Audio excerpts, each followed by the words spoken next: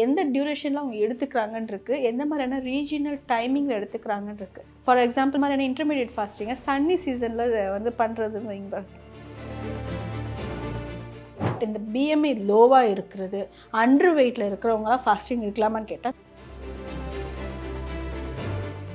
Water is a good detox material, அதில் எந்த மாற்றமுமே கிடையாது. ஆனால் வாட்டர் ஃபாஸ்டிங் எல்லாரும் இருந்தால் அது டிடாக்ஸ் ஆகுமான்னு கேட்டிங்கன்னா, நம்ம இந்த மாதிரி ஃபாஸ்டிங்ஸ் இருக்கிறது யாருக்கு சூட்டபுளாக இருக்குன்னு பார்த்தா, அதான் முதல்ல சொன்ன மாதிரி 120 kg இருக்கவங்க வாட்டர் ஃபாஸ்டிங் இருக்கலாம், தப்பு கிடையாது. ஆனால் 60 kgயில் இருக்கவங்க வாட்டர் ஃபாஸ்டிங் இருக்குன்னு சொல்லும்போது அந்த மெட்டபாலிசம் ஆட்டோமேட்டிக்காக என்ன ஆகும்?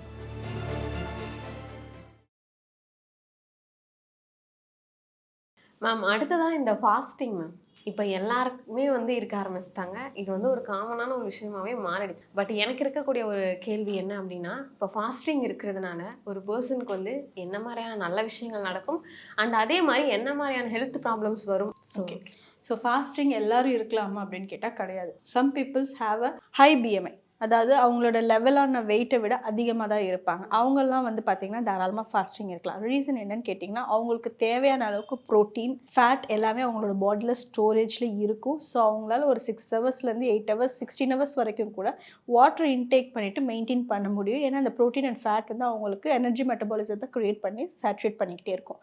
பட் இந்த பிஎம்ஐ லோவாக இருக்கிறது, அண்டர் வெயிட்டில் இருக்கிறவங்களாம் ஃபாஸ்டிங் இருக்கலாமான்னு கேட்டால் no, it's not at all a good. நிறைய பேர் வந்து இப்போ இந்த 16 மணி நேரம் வந்து கண்டினியூஸாக ஃபாஸ்டிங் இருக்காங்க அப்படின்னா, இதனால் அவங்களுக்கு ஹெல்த் ப்ராப்ளம்ஸ் ஏதாவது வரதுக்கான வாய்ப்புகள் இருக்கா? 16 ஹவர்ஸ் ஃபாஸ்டிங் அப்படின்றது ரொம்ப காமன் அண்ட் கேஷுவல் தான். பிகாஸ் 8 o'clock நைட் டின்னர் முடிக்கணும் அப்படின்றது தான் ஒரு ரூலாக நம்ம வந்து வச்சுருந்தோம். ஸோ 8 to morning 6 நம்ம கால்குலேட் பண்ணும்போதே பாருங்கள், இதில் ஒரு 4, இதில் ஒரு 6, ஆல்மோஸ்ட் 10 ஹவர்ஸ் ஆகிடும். திரும்ப அந்த ஒரு 6 ஹவர்ஸ்ன்றது இன்பிட்வீன் 8 o'clock தான் சாப்பிடவே ஆரம்பிப்பாங்க. அகைன் ஒரு 4 to 4 வந்துடுது. ஸோ இது 16 ஹவர்ஸ் இன்டர்மீடியட் ஃபாஸ்டிங்கிறது ஒரு பெரிய விஷயம்லாம் கிடையாது, ஒரு ரொம்ப காமனான இஷ்யூ தான். ஆனால் அது எந்த டியூரேஷனில் அவங்க எடுத்துக்கிறாங்கன்னு இருக்குது, எந்த மாதிரியான ரீஜினல் டைமிங்கில் எடுத்துக்கிறாங்கன்னு இருக்குது. ஃபார் எக்ஸாம்பிள் மாதிரியான இன்டர்மீடியட் ஃபாஸ்டிங்கை சன்னி சீசனில் வந்து பண்ணுறதுன்னு வைங்க, ரிஸ்க் ஃபேக்டர்ஸ் தான்.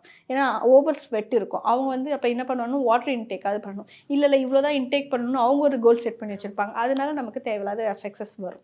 நிறைய பேர் வந்து இந்த வாட்டர் ஃபாஸ்டிங் வந்து இப்போ இருக்கிறாங்க இல்லையா, வாட்டர் ஃபாஸ்டிங் இருக்கிறாங்க அப்படின்னா உண்மையாகவே வந்து அவங்க உடம்பு வந்து டீடாக்ஸ் பண்ணுமா ma'am? Water is a good detox material, அதில் எந்த மாற்றமுமே கிடையாது. ஆனால் வாட்டர் ஃபாஸ்டிங் எல்லாரும் இருந்தால் அது டிடாக்ஸ் ஆகுமான்னு கேட்டிங்கன்னா கிடையாது. ஃபார் எக்ஸாம்பிள் ஒரு 120 kgs இருக்காங்க, அவங்க வந்துட்டு நான் வாட்டர் ஃபாஸ்டிங் இருக்கிறாங்கன்னு சொன்னால் ரியலி குட்.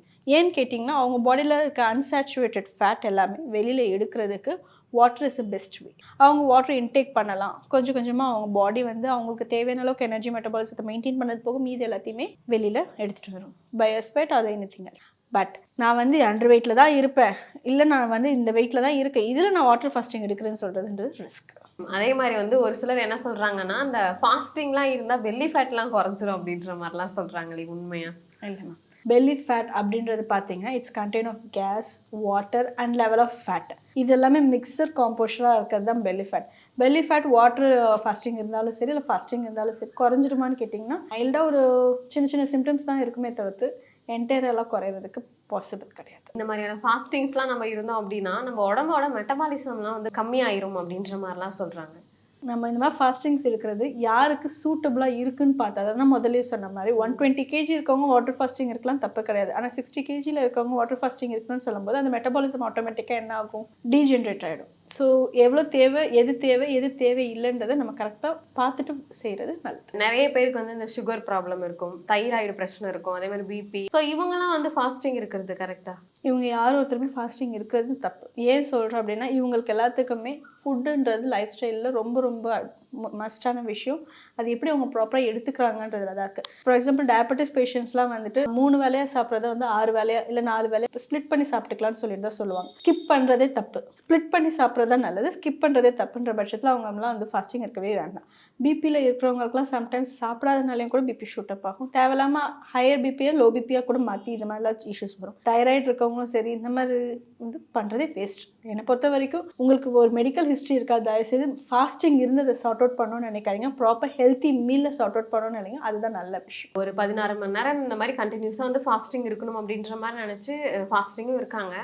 பட் அவங்களுக்கு என்ன ஆகுதுன்னா ஒரு 5 ஹார்ஸ்க்கு மேலே வந்து ஒரு கடுமையான தலைவலி வரதா இருக்கட்டும், மயக்கம் வர மாதிரி இருக்கிறது, வாமிட்டிங் வர மாதிரி இருக்கு, இந்த மாதிரியான பிரச்சனைகள்லாம் இருக்குன்றப்போ அந்த ஃபாஸ்டிங் அவங்க எடுக்காம இருக்கிறது நல்லதா? இப்போ ஒரு ஃபாஸ்டிங் நம்ம ஸ்டார்ட் பண்ணுறோம் அப்படின்னா நம்மளோட பாடி கண்டிஷன் என்ன நமக்கு ப்ரியராகவே தெரியும். நான் என்ன சொல்கிறேன்னா, ஃபாஸ்டிங் எதுக்கு இருக்கிறீங்க பாடியை மெயின்டைன் பண்ணும் அப்படின்றதுக்கு தான் நீங்கள் இது பண்ணுறீங்கன்னா வாரத்தில் ஒரு நாள் இருக்கலாம், தப்பில்லை. அது வந்து உங்களுக்கு இது பண்ணும். ஃபார் எக்ஸாம்பிளுக்கு நம்மளுடைய ப்ரீவியஸாக பார்த்தீங்கன்னா ட்ரெடிஷ்னலாக சொல்லுவீங்க, இந்த அமாவாசை பௌர்ணமி அப்போ வந்துட்டு சாப்பிட்றத கொஞ்சம் குறைச்சிக்கலாம், அது நல்லது. நான் ஒரு வேளை தான் சாப்பிட போகிறேன், ஒரு பொழுது இருக்க போகிறேன் இப்படிலாம் சொல்லிட்டு கேள்விப்பட்டிருப்பீங்க. அப்போ பார்த்தீங்கன்னா ஏன் அப்படின்னா நம்மளுடைய டைடல் எனர்ஜிஸ் கம்மியாக இருக்கும், வாட்டர் லெவல் நமக்கு இன்டேக் அதிகமாக வேணுன்றதுனால. ஆனால் ஃபாஸ்டிங் இருக்கும்போது வாட்டரை இன்டேக் பண்ணுறது ரொம்ப நல்ல விஷயம். நம்ம ஃபாஸ்டிங் இருக்கிறோம் அப்படின்னா என்ன பண்ணுவாங்கன்னா என்டையர் வாட்டரை கூட ஸ்டாப் பண்ணுவாங்க, அது ரொம்ப தப்பு. ஸோ நான் வீக்லி ஒன்ஸ் நீங்கள் ஃபாஸ்டிங் இருக்கீங்கன்னா வாட்டர் இன்டேக் பண்ணுங்க, கம்பல்சரி அதை பண்ணுங்க. அதே மாதிரி ஃபாஸ்டிங் முடிஞ்சோடனே ஹெவி ஸ்பைசஸை சாப்பிடாதீங்க.